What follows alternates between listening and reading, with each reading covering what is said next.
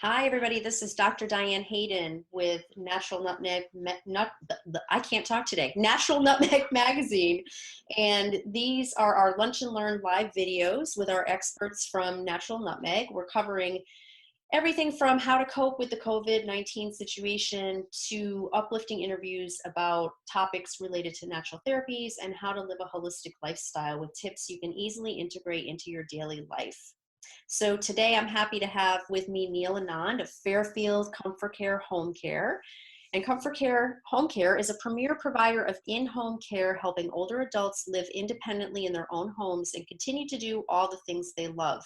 The home care company is committed to helping people live their best life possible and also offers special programs for people with Alzheimer's disease and other forms of dementia. So thank you, Neil, for being with us today. How are you? Doing well and busy. Hope everyone's doing well as well. Yeah. I bet you are busy. This is quite a crazy time. And I think what you're going to be talking about today is really important as far as what we can do to help older adults and caregivers, not only get through this time, but just in general as, things change for people as they age and, for themselves and also the caregivers. So we're going to talk a lot about, COVID-19, but just in general, what you do with your company as far as all the different in-home care services you provide. So I want to start off by kind of clearing up some of the confusion about these different types of services, because I think people do get confused as to what's available for in-home care, specifically between what's the difference between home care and home health care. Sure, and it can be confusing if you're not in the industry. But basically, their home help help at home can come in many forms in terms of professional services and also what families can offer as well. Most people do want to stay at home if they can. 9 out of 10 is the stat. And these days, it's becoming obviously in any kind of communal living, assisted living, they're all great, but it's, becoming a little scary now with everything that's going on. The benefit, obviously, of a lot of our clients is that they're at home, and so their exposure is limited. They already were spending little to no time outside of the home, and obviously now we're being extra careful. So while they are more vulnerable, being the elderly, the ones who do have the benefit of staying at home, in that way, are in a better situation. So there's home care and home health care. Home health care is also sometimes referred to skilled nursing, and these are medical services that are performed in the home, such as if you are leaving a hospital and now you need help with wound care, injections, catheter care, IV, physical therapy, occupational therapy. A lot of these things can be done where they come now to the home. So this can help people manage chronic conditions. Some of this can include CHF, congestive heart failure, COPD. And it's common for people to use both home care and home health care. So often they complement each other. It's not necessarily meant that they compete. So what we do is home care.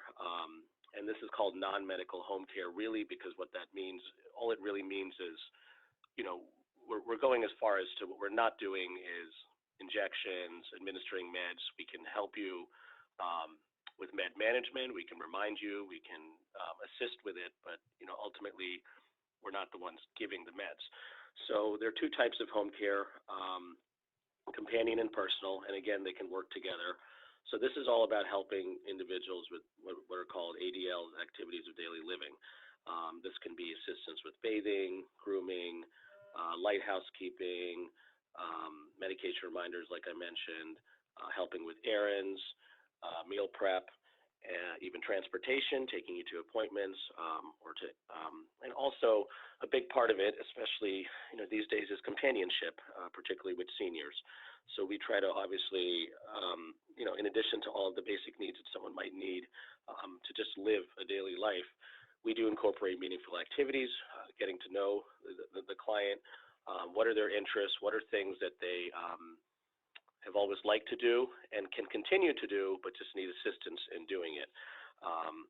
So it can be hobbies, skills, playing cards, discussing current events, really overall companionship, which is also part of the plan because it's all about meaningful activities.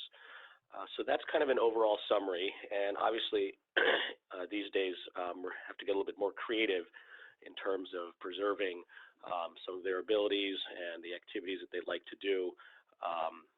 Whereas we have to do a little bit more these days in home, and also use technology as best we can to continue to create a meaningful experience. Yeah, exactly. I mean, I would imagine you're noticing some changes in terms of the home care industry and the general healthcare landscape with COVID-19. And so let's talk a little bit about that. I'm guessing people might be, concerned about having a caregiver come into the house, but I'm sure that, you guys have, um, you know, you're doing everything to make sure that that's safe and all of that. Yeah, so all of us as an industry are taking a lot of steps to, make sure that we're doing this as safely as possible.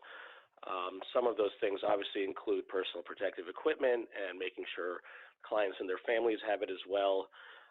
And then also, which we really do anyway, is just limiting the amount of people who come into the home. So having the same caregiver, which we do anyway, but it's a little bit of an extra focus now.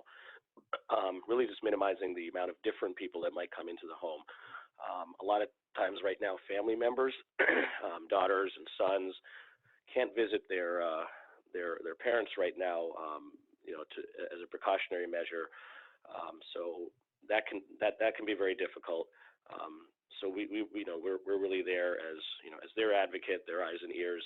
And what's great in this day and age is through the use of technology, video chat, and other things, we can still keep families in touch with each other. Yeah, absolutely. I mean, I think there are actually some really amazing things that are happening from this. I like to say that, with every tragedy or, terrible thing that happens, there's always opportunities and there's always good things that come out of it.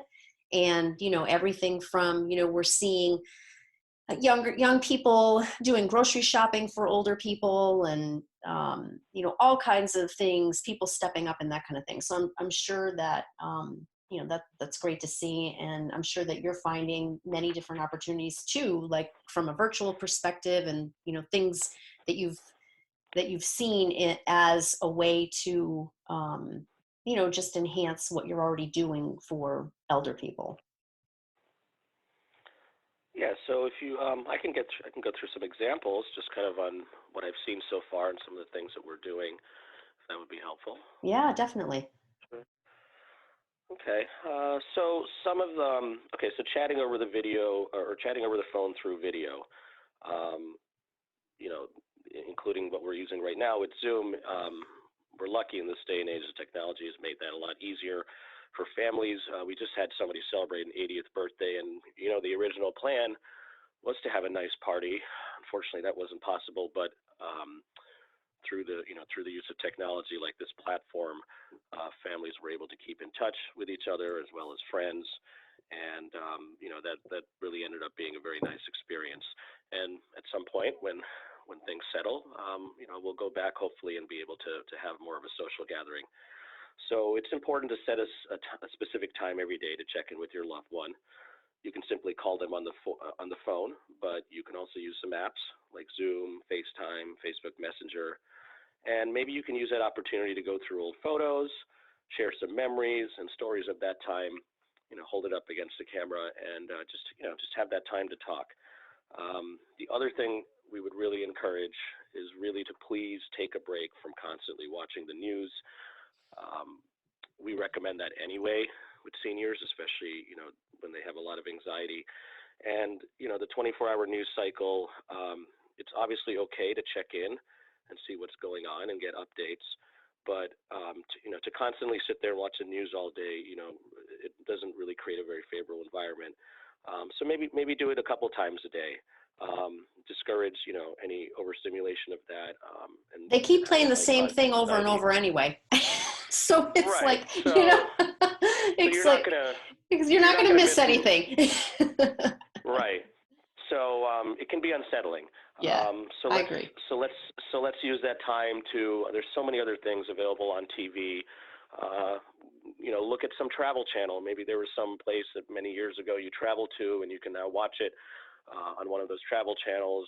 Documentaries, positive ones, old movies, westerns. You would know what your parents, your loved ones enjoy and used to enjoy, and we obviously take a social history as well to kind of understand what some of those interests are, and spend some time doing that. We often are busy and we don't have as much time to go back in time like that, but there are plenty of options out there, obviously, and families would know what each one likes, and that might even be something you can do virtually as well. Um, so other things would include, if it's possible, gain a new skill or hobby. Try to encourage your loved one to learn something new. This could include things like TED Talks, maybe finding a new recipe to try online, maybe an old recipe they can teach you, and with their help, you can make the meal together. There are paid classes. There's websites like Udemy that I've heard of, and after doing all of this, ask them to share what they've learned during, when you have a call with them as they pick up a new hobby. And it could be all sorts of things. And obviously, if anyone has any suggestions on that, I'm sure you can share.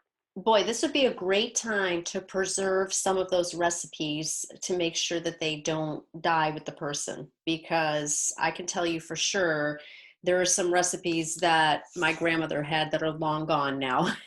And Yeah. this is, some of us, many of us do have a lot of more time on our hands right now, whether it be because we're not working as much, or we don't have to commute to work, so we have that extra time. I mean, this would be a great time to do things like that, to kind of capture some of those things before they're lost. And not just recipes, I mean any kind of memories, maybe making a scrapbook, or photo book, or anything like that that you can do with that person. So now we don't have the excuse that we don't have time, that's for sure. Yeah. A lot of people are organizing old photos and photo albums. If you have a basic, 3-in-1 or any kind of printer scanner at home, you can start scanning pictures, make them digital so that they do indeed last forever. There's another thing I saw, which I didn't realize, that so Netflix has a free Google Chrome extension called Netflix Party. I haven't looked at it myself yet, but from what I understand, it allows you and others to watch shows at the same time on the computer, so you don't have to be in the same location. And it allows anyone in the group to pause it, fast forward it, rewind it, so you're always at the same place with the person that you're watching it with. And then there's also a chat bar on the side where you can both discuss what's going on, and that could be something very interesting with families, especially those who live far away. That's a great idea. I didn't even know about that. I'm definitely going to check that out for sure. Yeah. We also, as a company, on our Facebook page, ComForCare Home Care, every Tuesday we were doing with our music director live concerts. He would play songs that are very, very nostalgic, classic hits, all the way from the 30s to the 60s. All you need for that is a Facebook account. It used to be every Tuesday at 1 p.m., and right now we're doing it every single day, every weekday at 1 p.m. as well. Oh, that's really nice. Okay, awesome. So I had a question. Was there anything else that you had, or I had a question about mental and emotional support for the elderly? Those are some of the tips we have for now. Okay. Obviously, if everyone's, there's many other things people can do, depending on the situation. But it's easier these days to keep in touch. And like I said, it's okay to be in touch with the news, but there are a lot of other things we can do to make it a little bit more positive during the day. Yeah, definitely, definitely. And I mean, I think the news is unfortunately causing a lot of mental and emotional stress for people, especially the elderly, because many of them, don't have much to do. And so that's what they do. They sit in front of the TV for the better part of the day. So And let's, go ahead. that's, yeah, just one thing I'll add is, and that's where, companies like us come in too with, we're helping them with all the things that they need, whether they have mobility issues or cognitive issues, but, it's that companionship and meaningful activities that are very important. So, for example, it's okay, storytelling and talking to seniors, they have a lot to tell. And even now, don't be too afraid to discuss a little bit about what's going on, because they've been through a lot in life. They've been through depressions and wars, even other pandemics, and they're more resilient than you think. But it's all about how you have the conversation and bringing back memories for them as well. And I'm sure they'll have a lot to share. They've gone through a lot in life, and they've gotten through it. Yeah, exactly. They have that wisdom for sure. And many of them might be better equipped than we are to deal with it emotionally, for sure. But so let's talk specifically about your tips. What things are you suggesting to help them from an emotional standpoint during this whole situation? A lot of it is keeping them in touch with those that they're closest to.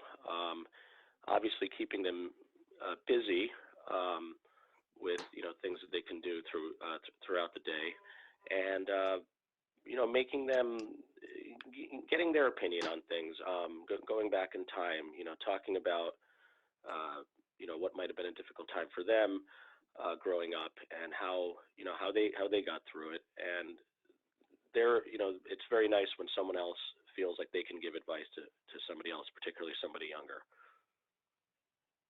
Yeah. Connecting them with younger kids and grandkids is always works really well, and it works well on both sides as well. And there are some programs that I see are coming out there on a volunteer basis, because kids also are being sheltered in place. And there are some resources now where what they're trying to do is, from a virtual perspective, connect a senior with a younger child. It's always a nice bond. Yeah, that's really great. That's really great. Yeah, and some people that I know, the grandparent has actually moved in with the family, and they were all doing things to stay safe, of course. But it's been great because there's a grandchild there, and the grandparent and grandchild now have a lot more opportunity to bond. And I actually grew up in a family where my grandmother lived with us, my mom's mom, and I loved that. I mean, it was, to me, I mean, I guess when you grow up with it, to me, it was just normal that she was there from the beginning, and until I moved out of the house in my 20s. But I loved, she was like a playmate to me. I was an only child, and so having her there, I mean, she did a lot of the fun stuff with me and played games. And when my parents would go out, she was my babysitter, and we had a really unique bond, I think. And you don't see that these days, because it's just not the same. People's parents don't have to, in that case, she, for financial reasons, had to live with us. But you don't see that. And so I feel like that's missing. There's a lot of bonds that are missing between grandparents and grandchildren, because they don't live with them or even nearby. I had that experience as well growing up, with a set of grandparents who, they had 6 kids, including my dad. So they would split their time, but then on the other side, same thing, my mom's side, the same thing was happening. And it was nice, because a lot of times when I came home from school, parents are still at work, but they were there, and they would even help with things like homework or just talking about the day.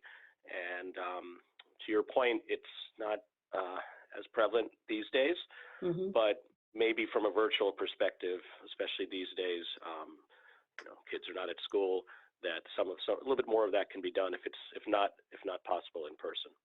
Right. Exactly. So I also wanted to touch on, are there any special considerations for people with Alzheimer's or another form of dementia during this particular time?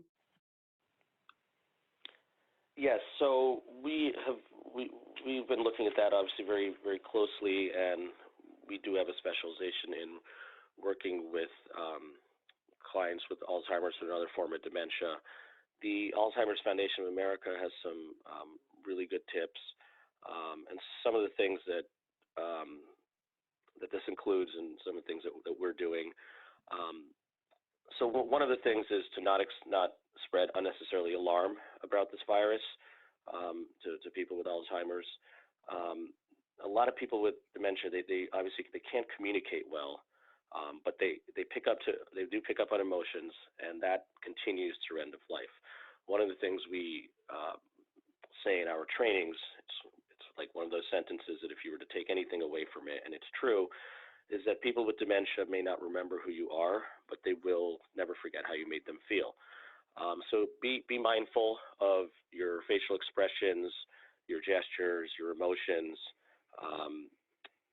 any kind of anxiety that you might portray or frustration, because while they sometimes can't communicate or have lost that ability, they do pick up on emotions, and that never goes away. So obviously to be very mindful of that, as you would be anyway, especially now. Hygiene is very important, and this is for everybody too, but obviously we want to wash our hands frequently. They may not remember to wash their hands. They may have sensitivity to water. They may not remember the proper sequencing of hand washing and anticipating what's the next step.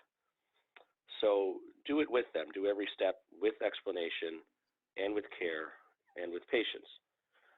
And you might want to consider saying each step aloud. If you think about the steps for proper hand washing, which is on the CDC website, they recommend you do that for at least 20 seconds. Sing your favorite song for 20 seconds.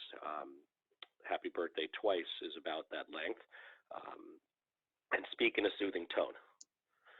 Other things to consider are to make supplies that they need to use very easy to access.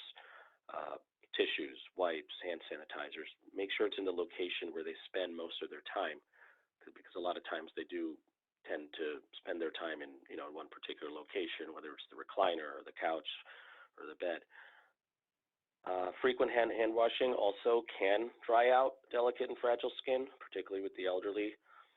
So we do have to do this more often, and should be, but you can consider using a hyperallergenic lotion, Aquaphor, Eucerin, brands like that, either with no fragrance or a scent or a fragrance that is pleasant to that person that you know that they like. Scent is very important as well. We want to obviously keep, like they say, avoid touching your face. Ways to do that is keep them busy with distractions and activities. We talked about some things like going through family albums, doing puzzles. Those are other ways to kind of distract from touching your face. We do want to limit exposure to outside visitors, not just from perspective of distancing, but really to avoid confusion in terms of who's there and what's going on. Be a little bit more proactive.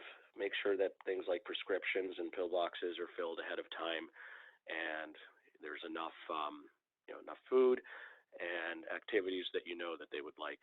So those are some tips that can apply to everybody, but particularly with people with Alzheimer's or another form of dementia. I've noticed that a lot of clients with dementia, they don't really know exactly what's going on right now, and that's okay. It's about keeping them calm and comfortable, and trying to find activities and abilities that are still preserved. Yeah, and like you said, I mean, I'm sure they're aware of something just by the, emotional response that, their caregiver, their loved one might be having. I know there's a lot of people now that are in assisted living or memory care or nursing home type facilities that are not allowing any visitors. And I mean, I think almost all of them are like that now. So any tips for the caregiver as far as someone who now can't, see their loved one on a regular basis? Yeah, we talked about different ways to keep in touch, but do as much as you can to communicate with the professional caregiver. They are going to be there, and they're going to be the advocate for them. And if there's something that you haven't maybe gone through because it was something that, you know, you were taking care of anyway because you would come and visit and bring something or take care of a particular task, you know, be open and don't feel afraid to communicate some additional needs that you might have where the professional caregiver might have to step in and take over a little bit for now, and they're happy to. Everyone's in this together. So the more information you can provide about your family member that you might not already have maybe because you would already kind of assume that particular responsibility, take some time to have a little bit more of a conversation so that they have as much information as possible. Yeah, that's a great point. Yeah. And I like what you said, you know, don't be afraid to do that. And I'm sure many people were probably doing things like laundry or, like you said, other tasks and that kind of thing. And you never even think about a situation like this happening that you know, you might have to give some instructions. But like you said, you know, they're looking out for their best interests, and don't be afraid to, you know, give those instructions. Yeah, and anything as it has to do with someone's personality or preferences or interests that they might not know, or at this particular time of a day, you used to do something, you know, that you can't at the moment. As long as there's an ability for, you know, for the professional caregiver to be there to do that in your place, they will. Right, right. Well, this has been great, very informative. I want you to tell people how they can get in touch with you. How would you like people to be able to contact you, through your website or email or anything you want to provide? Sure. You can contact us in many different ways, whatever's easier for you. Our website is comforcare.com, ComForCare.com/FairfieldCT. Our number is 203-612-8966. And you can always email us as well at fairfieldct@comforcare.com. Whichever way is easier for you. We are connected around the clock, so even if you have to leave a message, someone will get it right away and we'll get back to you. Great. Well, thank you so much, Neil. We will get this downloaded and up on our website, naturalnutmeg.com, and also on our Facebook pages at Natural Nutmeg Magazine, and get it e-blasted out to everybody. And again, thanks so much, Neil, for all this information and for being on with us today. Thanks, Diane, and thanks for doing this series. It's been great. Yeah, great. Thanks, everybody, for joining us, and have a great day.